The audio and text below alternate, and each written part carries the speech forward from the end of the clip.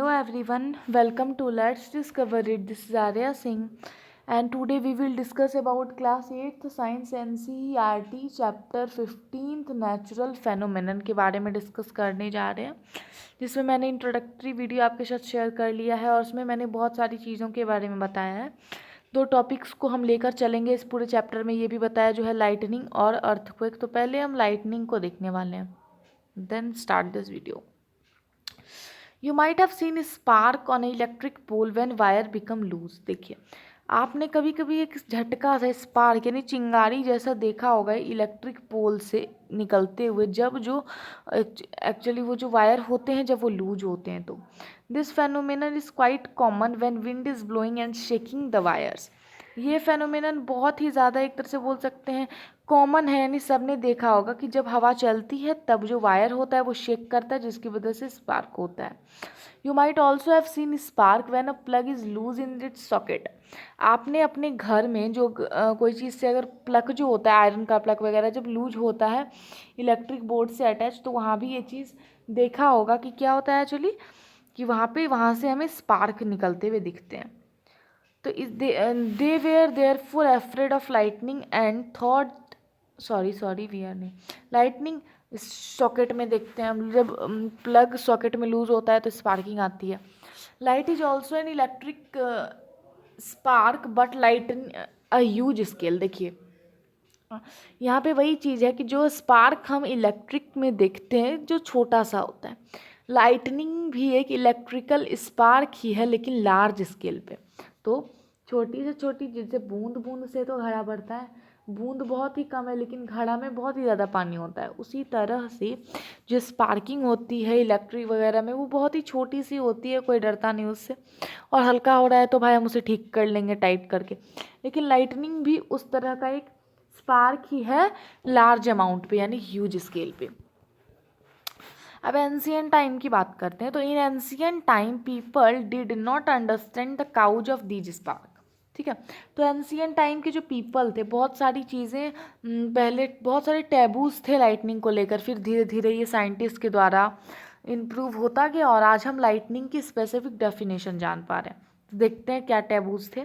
तो ancient time में people did not understand the cause of these spark. Ancient time में जो people हुआ करते थे वो अंडरस्टैंड यानी नहीं समझ पाते थे इन स्पार्क की डेफिनेशन को, इसलिए वो बहुत ही ज़्यादा डरते थे। अगर आप कोई एक नई चीज़ देखते हो तो आप उससे थोड़ा ज़्यादा ही डरोगे, क्योंकि आपको पता नहीं कि उससे क्या हमें हार्म है या फिर क्या यूज है। तो एंशियंट टाइम में पीपल समझते नहीं थे स्पार्क से बग के बारे में कि होते क्या, इसलिए वो बहुत ही ज़्यादा उनसे एफ्रेड होते थे। और वो ये भी सोचते थे कि wrath of God was visit them, यानी एक तरह से श्राप जो होता है ना वो गॉड का हमें विजिट करता है, कोई दूत बोल सकते हैं एक तरह से। तो गॉड की कोई बैड न्यूज़ ही आती है, क्योंकि स्पार्किंग बहुत ज़्यादा साउंड लेकर आता था, तो वो डर भी जाते थे। इसकी तरह से वो वार्थ ऑफ गॉड समझते थे कि गॉड का दूत आता है कोई, या फिर गॉड श्राप बरसा रहे होते हैं। तो ऐसी सारी चीज़ें एट दैट टाइम थी। Now, of course, we understand that lightning is caused by the accumulation of charge in the clouds. तो पहले तो ये सारी टैबूज थी, लेकिन आज जो जनरेशन में हम जी रहे हैं 2020 या 21 में, तो ये जो बीच का गैप है, 21st सेंचुरी चल रही है, तो ये जो 21st सेंचुरी है, तो इसमें क्या है कि लाइटनिंग किस तरह से होता है, क्या काउज है, क्या हार्म है, कैसे बचना है, ये सारी चीज़ें हम जान रहे हैं और इस चैप्टर में पढ़ ही रहे हैं। तो आप इन सारे टैबूज के अंदर नहीं आ पाओगे कि भगवान श्राप बरसाते हैं, वार्थ आता है, तो कुछ ऐसी बात होती नहीं है। हमें डरना भी नहीं चाहिए लाइटनिंग से।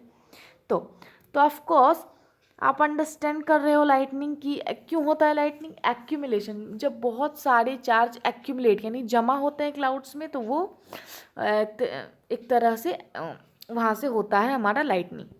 We need not to be afraid of lightning, but we have to take precaution to protect ourself from the deadly spark. तो हमें जो लाइटनिंग है इससे डरने की कोई ज़रूरत नहीं है।